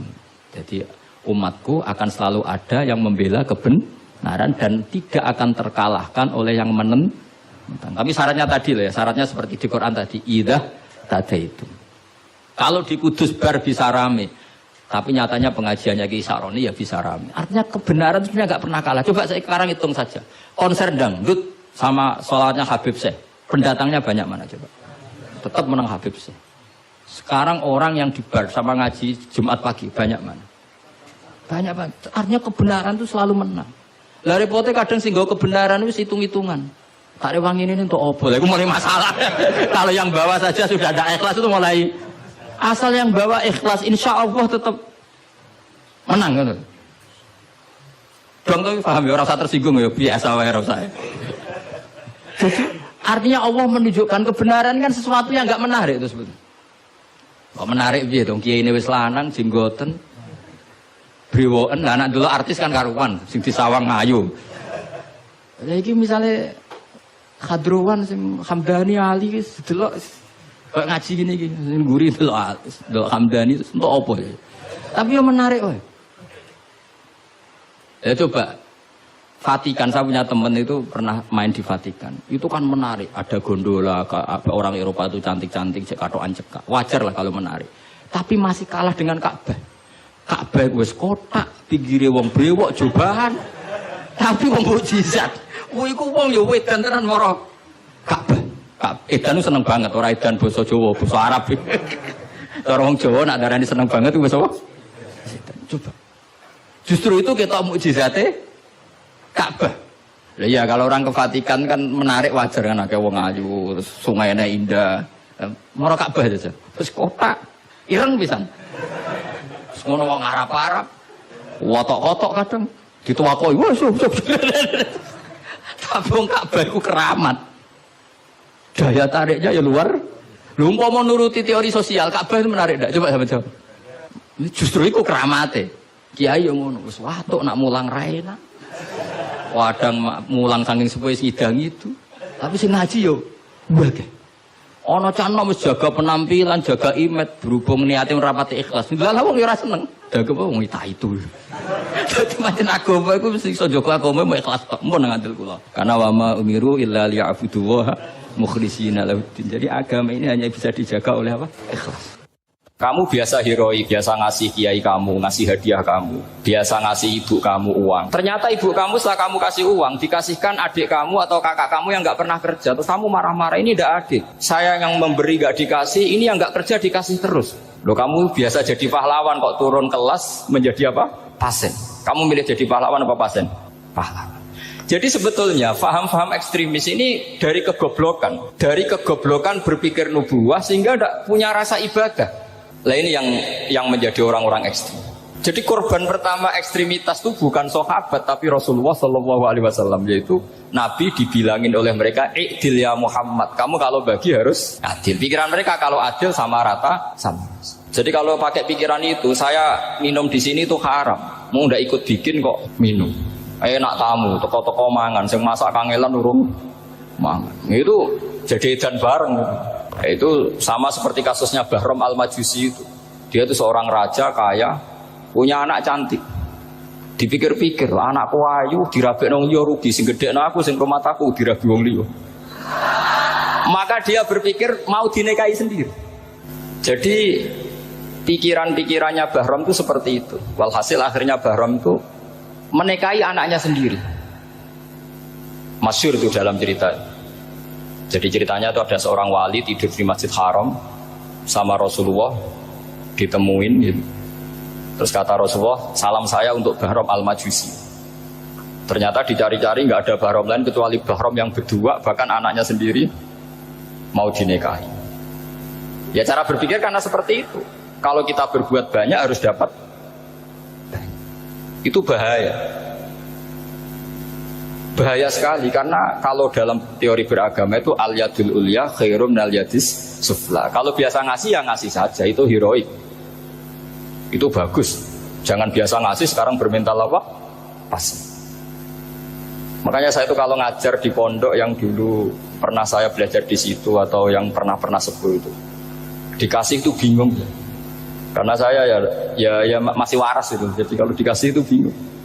Tapi banyak juga guru-guru yang dulu ngaji lama setelah ngajar di pondok alma maternya nuntut. Saya tidak tahu itu. Itu sudah ada agak-agak kayak itu tadi. Walhasil si Bahram tadi itu, ini cerita harus saya teruskan karena nggak boleh diputus.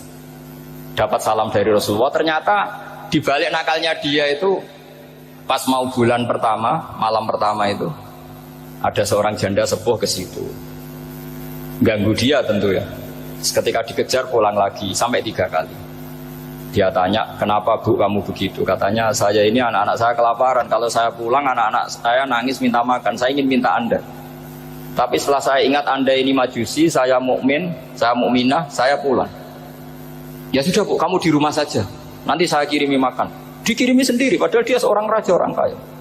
Barokahnya itu dia dikasih tobat sama Allah. Dan paginya ketemu tamu yang mengirimkan salam dari Rasulullah SAW. Akhirnya Bahram ini menjadi muslim. Tapi intinya berpikir seperti tadi itu salah, bahwa kalau saya berjasa banyak harus mendapat apa? Ini cara berpikir orang-orang Khawarij. Begitu juga era Sayyidina Umar, era Sayyidina Utsman, Ali. Itu juga ngalami orang-orang yang ekstrim. Misalnya begini, saya contohkan korban-korban ekstrim yang real. Sayyidina Ali itu masyhur, dia punya musuh besar namanya Muawiyah. Karena permusuhan ini tidak bisa dihindari. Jadi kalau dalam fikih Islam ini anak-anak saya ajari fikih. Kalau orang mukmin membunuh orang mukmin itu hukumnya dosa besar apa kecil? Besar. Itu di bab kisos. Tapi orang fikih itu unik. Di fikih itu ada kitabus siyal namanya. Di takrib ada kitabus siyal. Dan di situ ada penjelasan mangkutila dunamali fahuwa syahid. Orang yang dibunuh karena membela hartanya atau keluarganya itu dia mati syahid. Kalau dia posisi membunuh maka malingnya atau penjahatnya muhaddarun damu, nggak punya hak nuntut kisos karena dia anggap nggak ada artinya darah. Nah sekarang begini, suatu saat ada garong ke rumah Anda ingin membunuh Anda karena ingin mengambil harta Anda. Anda ingin ingat status mukminnya atau status garongnya. Terus kamu mau dibunuh diam aja. Saya tidak mau membunuh orang apa? Mukmin atau membunuh orang muslim. Nah, kesulitan yang dialami Sayyidina Ali seperti itu. Orang-orang Khawarij cara berpikir enggak, Ali ku geblek. Wong mukmin kok pengen mateni wong mukmin. Muawiyah yo geblek pisan, wong mukmin kok pengen mateni orang mukmin. Padahal suasana sudah kacau. Ketika seorang penjahat mau membunuh yang punya rumah dan yang punya rumah ingin membunuh penjahat, itu namanya mukmin bentrok sama orang mukmin. Apa orang benar sahibul hak ingin mempertahankan haknya? Tidak sampai saya tanya. Itu sahibul hak, yaitu yang punya rumah ingin mempertahankan haknya. Meskipun dalam duel ini kadang terjadi pembunuhan. Nah di sini ini ya, ulama ahli sunnah menyebut masalah ijtihadiyah. Kelompoknya Sayyidina Ali mempertahankan nyawanya meskipun dengan cara membunuh pasukan Muawiyah. Pasukan Muawiyah juga mempertahankan nyawanya meskipun harus membunuh pasukan Ali. Zaman itu susahnya ijtihad seperti itu. Tapi orang Khawarij cara berpikir enggak, ini biang keladi masalah itu Ali sama Muawiyah. Akhirnya mereka malah rapat, ya sudah dua-duanya bunuh saja. Ya masyhur itu, akhirnya Sayyidina Ali dibunuh oleh orang Khawarij. Makanya ini penting ya, pentingnya ngaji seperti ini. Jadi kamu harus dilatih berpikir nubuwah. Ya dilatih berpikir apa? Nubuwah, disebut al-ulama warasatul. Meskipun dengan cara yang ekstrim, tapi pikirannya saja, jangan perilakunya. Saya punya contoh sekian kasus, sekian tragedi. Misalnya begini, saya itu dulu punya teman, dia soleh, bisa baca Fathul Mu'in. Dia itu janggal, bilang sama saya, Gus, tidak biasanya Rasulullah itu agak-agak nyindir orang fakir. Ini kok ada hadis kadal fakru ayakuna kufur, bahwa kefakiran itu mendekati apa? Kekufuran. Dia itu aneh sekali. Biasanya tidak biasanya Rasulullah kritik seperti ini. Walhasil ini singkat cerita, anak ini ngalami satu trauma. Dia itu miskin. Gara-gara miskin gitu jadi burunya orang non muslim. Dan sering disuruh nganter majikannya itu ke tempat-tempat lokalisasi. Dia mulai mikir, ini gara-gara fakir saya harus nganter orang ke lokalisasi. Mulai ingat dia, Sodaqah Rasulullah, ini gara-gara fakir saya jadi pengantar orang ke lokalisasi. Suatu saat majikannya itu benar-benar bangkrut, malah tidak disuruh nganter, pokoknya carikan yang cantik bawa sini. Pusing, waduh. Nah, dia akhirnya walhasil lari terus keluar. Terus dia cerita betapa ekstrimnya fakir, sehingga gara-gara fakir saya harus jadi penolong orang yang mau apa maksiat. Anda boleh berpikir ekstrim, tapi ekstrim dalam melawan kemungkaran, yaitu tadi saya nggak boleh jadi fakir, tapi takutnya fakir yang nanti jadi alat kemaksiatan. Imam Ghazali juga punya contoh seperti itu. Imam Ghazali pernah marah besar ketika tren di Baghdad itu orang belajar fikih semua. Hatta la yakuna thamma tabibun illa min ahli dhimmah, kata beliau. Sampai di Baghdad itu tidak ada dokter kecuali orang kafir dhimmah. Akhirnya kalau ada ulama sakit, saya masih ingat pas kecil, kalau ada ulama sakit itu tidak boleh dibawa ke rumah sakit. Takutnya ketemu dokter muslim, non muslim malah disuntik langsung apa? Mati. Akhirnya ulama saat itu berfatwa, orang Islam harus ada yang jadi dokter. Banyaklah gus-gus yang sekolah kedokteran. Yang masyhur ya seperti Sahal itu, Sahal bin Abdul Fattah. Itu dulu putranya Ki Fatah yang menolong Mbah Mahfud saat sembunyi. Saking idolakannya Basal, anaknya dinamakan Sahal, tapi dia jadi dokter spesialis bedah. Begitu seterusnya urusan negara. Dulu itu orang jabat itu tidak boleh, karena jabat itu dekat dengan syubhat, dekat dengan haram. Tapi gara-gara pejabatnya non muslim, kalau bikin aturan ya ala non muslim. Ulama akhirnya sadar, andikan kita yang jabat pasti tidak seperti itu. Bisa bikin perda ini, bisa bikin pelaturan begini yang menguntungkan Islam. Nah, jadilah banyak pejabat yang sekarang muslim. Tempat-tempat maksiat diobrak-abrik sama Satpol PP macam-macam. Kita untung. Tapi kalau orang-orang khawarij pikirannya pokoknya pejabat itu dekat dengan haram, dekat dengan syubhat. Padahal dengan kita jabat bisa bikin perda atau apa yang menguntungkan Islam. Kemudian menjadi masalah baru secara fikih. Ini adik-adik dengerin biar kulino senam fikih. Kalau caleg soleh, misalnya Mas Nadif nyalek, ini tadi tak guyoni, mau jadi bupati ndak, kalau ya mau usah dukung. Jadi misalnya gini ya, Zaid sama Bakar, misalnya Bakar itu orang soleh, mau jadi calon lurah. Dia tahu kalau dia lurahnya kampung lebih baik. Kalau yang jadi ini Zaid, itu kampung itu rusak karena dia suka dugem, suka macam-macam. Kemudian Zaid ini pasti jadi karena beli suara. Misalnya per kepala itu dibeli 50.000. Bakar ini kalau nggak beli suara kalah. Padahal dengan kalahnya Bakar artinya kemenangan kemungkaran. Itu zaman era Fathul Mu'in, muridnya Ibnu Hajar Al-Hitami. Ibnu Hajar muridnya Abu Zakaria Al-Ansori itu fatwa. Yang soleh ini wajib beli suara, bukan boleh, wajib beli suara. Nah, tapi ini namanya tidak nyuwak, perlu dicatat, ini namanya tidak nyuwak. Jadi tidak bisa kamu kaitkan misalnya ar-rosi wal murtasi finnar. Yang nyuwap maupun yang menerima suwap adalah sama-sama di neraka. Tidak bisa seperti itu, karena logikanya dibalik. Sekarang Bakar ini beli suara itu untuk membeli kebenaran, untuk mengawal kebenaran. Zaid beli suara untuk menopang kebatilan. Berarti namanya Bakar ini penyuap atau pembeli kebenaran? Pembeli kebenaran. Harus dibedakan. Nah, ini pentingnya ulama. Memang nyatanya seperti itu. Yang dikatakan nyuap, riswah itu adalah membayar uang li'ibtalil haqqi, untuk membatalkan kebenaran atau membenarkan kebatilan, itu namanya nyuap. Tapi kalau mengeluarkan uang untuk menghakkan barang hak dan membatalkan barang batil, itu namanya uang perjuangan. Nah ini pentingnya mikir. Jadi ulama itu mulai dulu sudah berhati. Nah sekarang sudah banyak orang-orang khusyuk yang biasa di masjid itu khusyuk. Kalau ditanya zaman akhir rusak kabeh, wong soleh-soleh wis nyuap. Kalau orang soleh ini tidak nyuap ya tidak jadi. Kalau nggak jadi mereka nggak ada yang jadi DPR, nggak ada partai Islam, habis malah Indonesia. Saya itu punya kenalan banyak pakar-pakar di Jakarta, itu cerita saya, Pak Bahak. Indonesia itu solusinya gampang. Kita ini punya Bali, punya Batam. Itu kalau Bali dimakaukan, Batam dikayakan Hollywood. Amerika kaya itu bukan karena hebat. Pornografi dijual, tinju di Nevada itu dijual, di Las Vegas dijual, apa saja dijual. Kok tidak kaya itu gimana?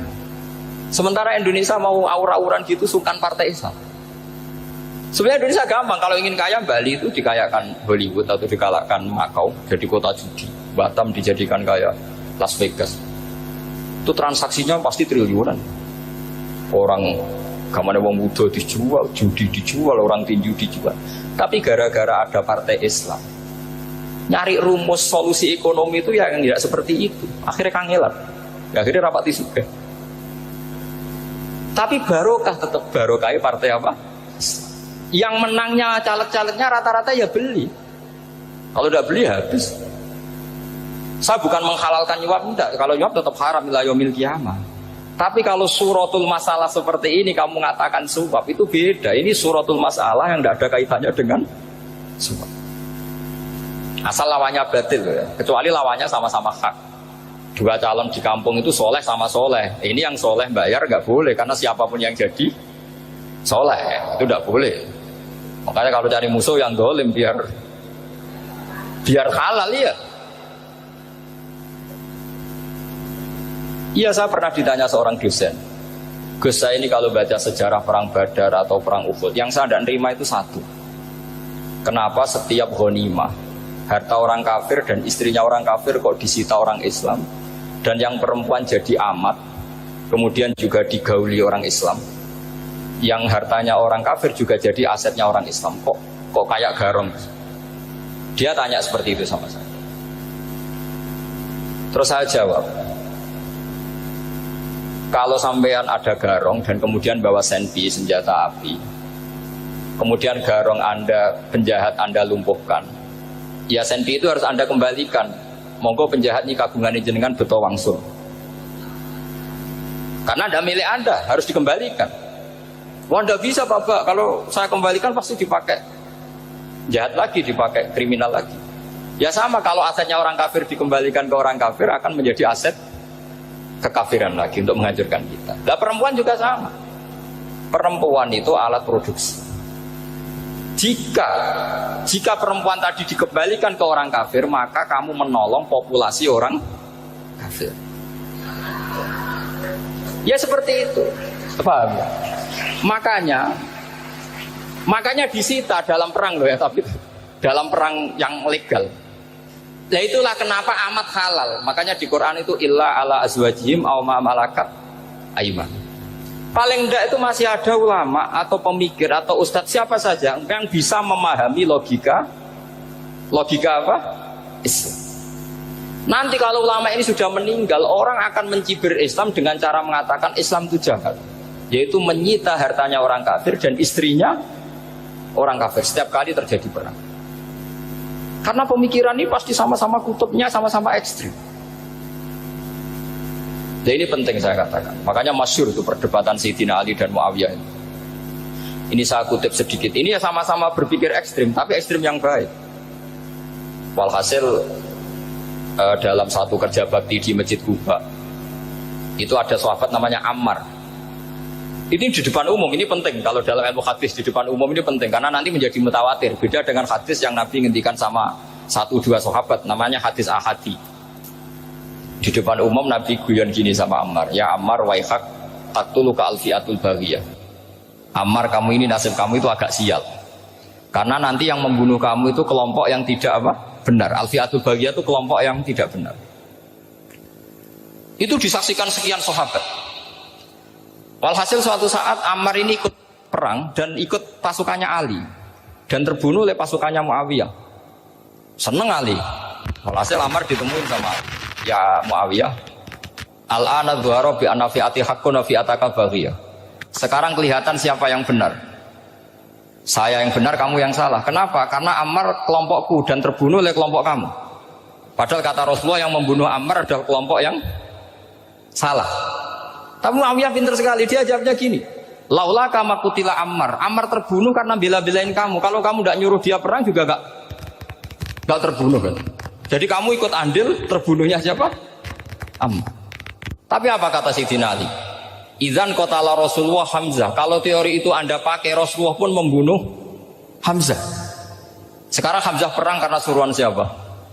Rasulullah. Yang membunuh Hamzah siapa? Wahsy. Kalau teori itu Anda pakai, berarti Rasulullah pun membunuh Hamzah. Terus fasa kata Muawiyah, Muawiyah diam.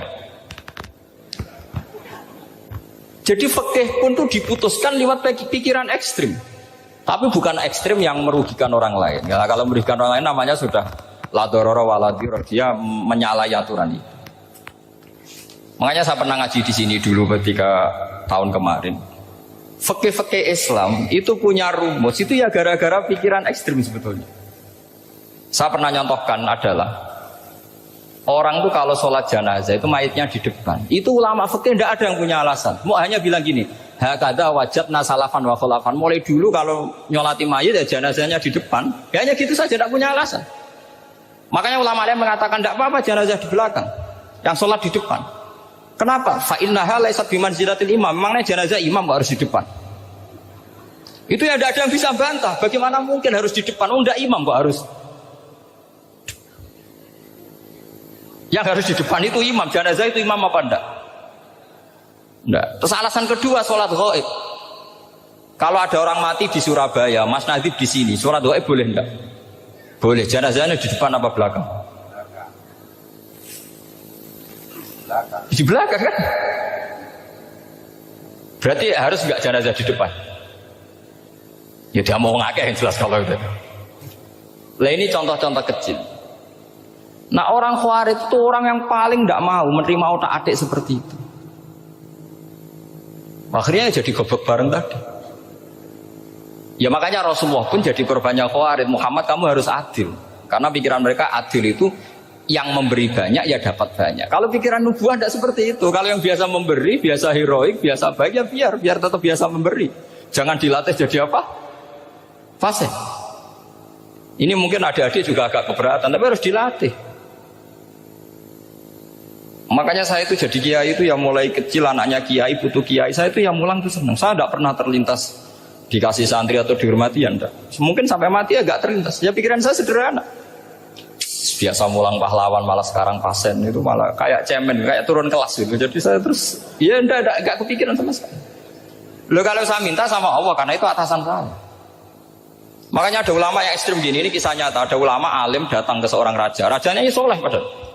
Ternyata pas raja itu berdoa, ya Allah saya kasih ini, kasih ini. Padahal ulama tadi itu mau mengajukan proposal, mau minta apa gitu. Terus dia pulang, ketika ditanya, Pak Kiai kenapa pulang? Ternyata raja itu minta zat yang sama yang saya mintai. Kalau raja saja masih minta, ngapain saya minta raja? Saya akan minta zat yang dimintai raja. Terus pulang dia. Wah itu ya pikiran ekstrim, tapi bagus ekstrimnya. Saya akan minta zat yang dimintai raja. Kalau sampean kan enggak, uteke saya les, sholat dinteni, tetap jalo. Oh, orang mikir seperti itu. Emang salah didik, salah itu tadi.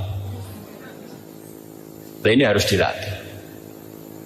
Masyhur itu ketika Nabi pas Fathu Makkah itu, orang-orang Ansor komentari Nabi gini, ketika Nabi sangat happy di Mekah, sangat enjoy di Mekah, kata orang-orang Ansor, amar rojul fa'adroka durok fatun fi ahli wa ulfatun fi asyiroti. Namanya orang pasti happy kalau di kampung halaman. Jangan-jangan Rasulullah itu nanti hidup di Mekah lagi, karena Mekah sudah dikuasai orang Islam. Beliau pasti kangen sama keluarga, sama Mekah.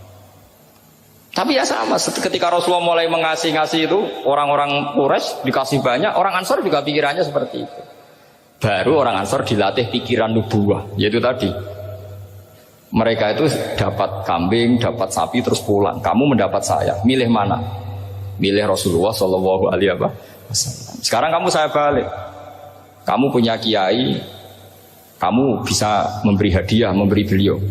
Suatu saat kiai Anda ini kaya raya, terus sering ngasih orang-orang yang nggak pernah berjasa. Kamu nggak pernah dikasih. Itu kalau pakai pikiran Khawarij, kiai ini salah karena ngasih orang yang tidak apa? Berjasa. Tapi kalau kamu pakai pikiran nubuah, enggak. Alhamdulillah saya tetap istiqomah memberi kiai itu. Dan alhamdulillah enggak dibales. Semoga balasannya di akhirat. Ya sudah seperti itu. Kalau pakai pikiran gengsi tadi seperti itu. Masa biasa memberi sekarang posisi diberi, saya rak turun apa? Kelas. Jadi sebetulnya pikiran ekstrim itu boleh, tapi untuk yang seperti ini bukan ekstrim yang tadi. Makanya ini disebut al-hujjat. Al-hujjat itu satu logika yang bisa mematahkan asumsi awal. Ini saya harap santri-santri matolek putra maupun putri berpikir seperti ini. Sehingga sama. Jadi misalnya sekarang dibalik, kalau ada orang NTT yang masih non muslim, itu orang kafir yang harus dibunuh atau orang kafir yang harus didakwai. Mesti pikirannya itu, kalau Nabi itu ya semua yang didakwai Nabi dulu orang kafir. Nah, ketika Nabi di Mekah itu pertama ketemu orang kafir itu dibunuh atau didakwai? Didakwai. Ya berarti pilihan sekarang ya didakwai bukan dibunuh. Nah soal perang itu perang itu beda dengan membunuh. Ada janjinya, ada macam-macamnya, terus nggak ada solusi, itu baru ada apa? Perang. Jadi kalau sudah dibalik-balik gitu, makanya kata ulama-ulama, Khawarij itu pasti salah. Pasti salahnya adalah kalau orang nggak benar ya dibenarkan, bukan dibunuh. Kalau setiap orang kafir dibunuh, Nabi kapan jadi nabinya? Karena orang kafir habis. Jadi metode bil hikmati ada, metode hasanah ada, karena orang kafirnya sudah apa? Mati. Terus pertanyaan kedua, kalau Nabi harus ekstrim ngapain? Yang ngawal Jibril, halnya Israel lebih efektif.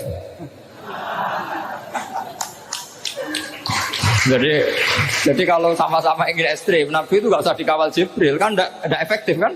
Harusnya yang ngawal itu siapa? Israel. Kan nggak repot ya.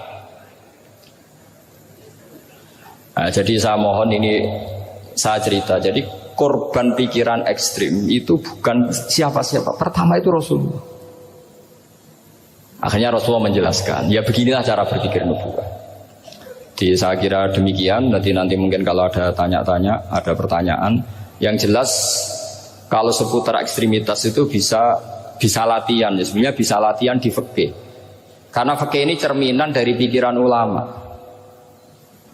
Ya, cerminan dari pikiran apa? Ulama yang tidak tekstual. Ya, seperti gini ya. Tasaddaqa Rasulullah so'an min tamrin au so'an min aqidin. Ketika zakat fitrah itu Rasulullah mengeluarkan satu sok tamar. Tamar itu kurma. Kalau menurut tekstual berarti zakat fitrah harus pakai kurma. Tapi semua ulama sedunia mengatakan kuti ahlil balad. Artinya dalam konteks Indonesia ya pakai apa? Beras. Berarti kata tamar diganti kot. Diganti apa? Kot. Jadi orang itu jangan diajak goblok bareng. Masa Nabi ngendikan tamar harus apa? Tamar. Makanya saya pernah debat. Pak Nabi itu cingkrang. Kenapa orang-orang itu rata-rata tidak cingkrang? Saya bilang, Nabi itu hidupnya di Mekah. Kenapa Anda hidup di Indonesia? Iya, Nabi itu hidupnya di Mekah. Terus saya tanya lagi, Nabi itu hafal Quran, kamu udah hafal? Saya hafal Quran. Kalau cingkrang gampang, karek ngetok kata saya. Ya, kalau ada sunnah Rasul, Nabi hafal Quran enggak? Hafal kan? Berarti kalau ikut sunnah Rasul, hafal Quran. Jangan cingkrang tok, ya hafal apa? Ya sama poligami juga gitu yang tadi diceritakan Mas Natif itu. Nabi itu poligami setelah Khadijah meninggal. Apa mereka mau nunggu istri pertama meninggal? Kalau ingin persis nunggu istri pertama meninggal. Iya. Tidak mau juga kan? Ya biasa saja lah. Banyak yang dihalalkan syariat ya kita bilang halal, yang diharamkan kita bilang apa? Tidak usah sok suci sunnah Rasul. Saya punya banyak cerita. Abu Bakar itu dulu sering menghindari sunnah Rasul. Dulu Rasulullah itu kalau ada orang minta ya dikasih. Ketika era Abu Bakar bikin Baitul Mal. Ketika ditanya ini zaman Rasulullah tidak ada, kata Abu Bakar, huwa Rasulullah, beliau itu Rasulullah. Mau nggak di-manage ya negara tertib. Umar bikin pasukan itu diangkat negara. Kalau dulu zaman Nabi yang ikut perang bahaya, yang tidak perang namanya munafik. Era Umar tidak, militer itu ditunjuk, dia digaji pakai Diwanul Murtaziqah. Ketika ditanya kenapa tidak kayak Rasulullah, huwa Rasulullah, mau tidak tertib pun tetap negara stabil, karena ada karismanya. Jadi kadang-kadang dalam banyak hal itu kita malah tidak boleh persis Rasulullah, karena kadang banyak khususiyah. Yaitu contoh yang paling masyhur di fikih ya kayak Nabi itu nikah 9 itu khususiyah. Dalam strategi juga sama. Dalam strategi memanage negara juga sama. Banyak sahabat yang punya ide yang zaman Nabi itu tidak ada. Ketika ditanya kenapa tidak persis Nabi, katanya huwa Rasulullah. Ya Rasulullah itu meskipun seperti itu, meskipun tidak tertib secara rasional, tetap dikawal wahyu. Makanya negara baik-baik saja. Kalau saya ini hanya Abu Bakar, kalau tidak ya repot. Umar ya sama, bikin Diwanul Murtaziqah. Utsman juga sama, di-manage negara. Sayyidina Ali juga di-manage. Kalau Nabi enggak. Tapi enggak apa-apa karena ada karisma. Sampeyan tak cerita nih, masalah zakat yang masyhur. Orang paling bakhil sekalipun, paling kikir sekalipun itu zaman Rasulullah bayar zakat. Karena pikirannya setelah zakat dikasihkan, Rasulullah mendoakan. Khudh min amwalihim shadaqatan tutahhiruhum wa tuzakkihim biha wa sholli alaihim. Inna sholataka sakanul lahum. Era Abu Bakar enggak. Sorry ya Abu Bakar, dulu kita zakat sama Rasulullah karena didoakan beliau. Kamu hanya Abu Bakar, saya tidak mau zakat. Ya sama lah seperti orang dipimpin ulama-ulama karismatik. Orang dipimpin Badola itu tidak usah metai, santri sudah nurut. Dipimpin Usman Nazif, gak bikin pelaturan, habis pondok. Kalau tidak ngancam, gak gini, ditakzir, gak gini, habis. Zaman Badola dehem tok santri wedi. Mas Nazif dehem enggak. Nah, makanya Rasulullah itu tidak banyak bikin pelaturan. Rasulullah itu kalau mau perang itu hanya bilang sahabat, saya besok ditantang Abu Sufyan di sini. Saya mau perang. Itu sahabat ikut semua. Orang melihat wajahnya, melihat karismanya sudah tertarik ingin menyelamatkan beliau. Kita tidak akan ridho Rasulullah keluar sendiri. Kalau Abu Bakar ya enggak. Pertama Abu Bakar pidato sudah sopan. Saya memimpin kamu. Ini qatwul litu walastu bi khairikum. Saya ini memimpin kamu, tapi bukan berarti saya yang terbaik. Jika saya benar maka dukunglah. Kalau salah ingatkan. Itu pertama orang-orang bilang apa? Fawwah la uqiman naka bisaf. Nanti kalau Anda salah tak ingatkan pakai pedang. Ya karena hanya Abu Bakar bukan Rasul. Jika diaturlah ini ada militer, ada pengawal, ada Baitul Mal. Era Umar lebih modern lagi, ada Diwanul Murtaziqah, ada macam-macam. Ya Rasulullah enggak ada. Nah sekarang orang sidik-sidik muni sunnah Rasul. Padahal ada sunnah Rasul yang khasnya Rasulullah sebagai nubuwah. Khasnya Rasulullah sebagai apa? Nubuwah. Coba Nabi itu istrinya 9. Semuanya cerita tentang tahajudnya Nabi, witirnya Nabi.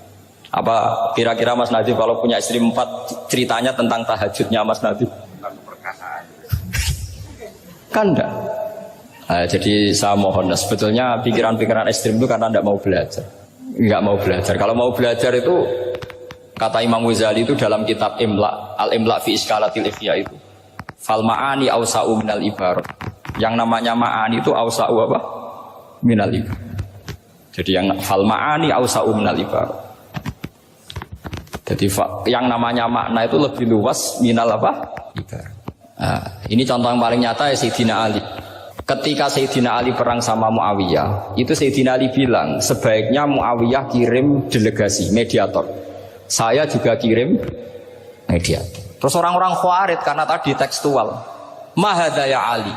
Ini apa ya Ali? Lam yujad fi kitabillah. Aturan mediator itu tidak ada di Quran. Bahwa kalau kita perang harus ada mediator itu tidak ada.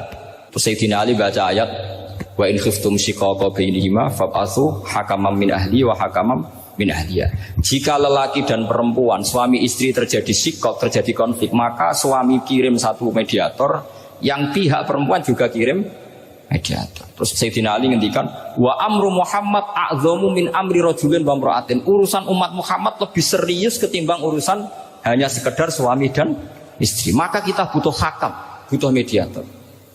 Baru 4.000 orang Khawarij tobat mengikuti pikirannya Sayyidina Ali yang tidak tekstual. Sama seperti zaman Rasulullah. Ketika Rasulullah mau perang Badar, saya ini mau perang Badar kata Rasulullah. Musuh saya itu 1.000 lebih. Kalian hanya 313. Apa kita teruskan? Itu sahabat langsung bilang gini, saya itu hafal teksnya. Idzan la naqulu laka kama qalat banu Israil fathab anta wa rabbuka faqatila inna hahuna qa'idun walakin idhab anta faqatila inna ma'akum muqatilun. Ini kelihatan sekali bahwa para sahabat sudah ada tekstual. Orang-orang Bani Israel ketika melihat Musa katanya sakti dan orang dekat Allah, itu cara berpikir orang Bani Israel gini. Walhasil ada perintah supaya Musa itu merangi kaum Jabarin. Orang Jabarin ini gagah-gagah, pikirannya orang Bani Israel. Musa kami itu sakti dekat Allah, ya sudahlah sama Allah saja sana, tak tunggu di rumah kabarnya. Itu kan sama dengan santri semedit, roh ya ini suga, uski aku suga, terus tak pikirkan seperti itu. Ya sama seperti itu, Nabi ku kekasih Allah, mesti perang menang, serasa tak ewangi mesti menangis. Fadhab anta wa rabbuka faqatila inna hahuna qa'idun. Ya sudah kamu berangkat saja sama Tuhan, tak tunggu di rumah. Tapi apa kata para sahabat Ansor ketika Nabi minta supaya mereka dukung di perang Badar? Langsung bilang, idzan la naqulu laka kama qalat banu Israil. Kita tidak akan bermental kayak Bani Israil. Ini tekstual pada enggak. Mereka punya mafhum, punya pikiran. Cara Mas Adi punya kreatif. Bahwa ini mental yang bejat, kita tidak akan meniru seperti itu. Itu sahabat. Jadi dulu sahabat itu makna di Quran juga ada tekstual. Jadi bisa memahami. Nah sekarang orang memaksa semuanya harus tekstual. Ya meskipun tadi jangan terlalu liar terus menjadi liberal. Tapi saya tidak tahu kalau contohnya Mas Adi tadi pakai kondom, sistem kondom tidak tahu. Itu pikirannya Jil apa Mas Adi tidak tahu saya. Itu tidak tahu. Kok sampai sembeling itu saya tidak tahu. Kok lagi juga kalau tidak bisa nyontohkan yang di luar itu, saya itu ya tidak tahu. Mulai dulu ilmunya seperti itu terus, ya tidak tahu lagi. Jadi mulai dulu zaman Nabi pun itu sudah ada pikiran-pikiran seperti itu. Jadi tekstual atau harfiah itu ya enggak. Nyatanya sahabat langsung bilang idzan la naqulu laka kama qalat banu Israil. Assalamualaikum warahmatullahi wabarakatuh.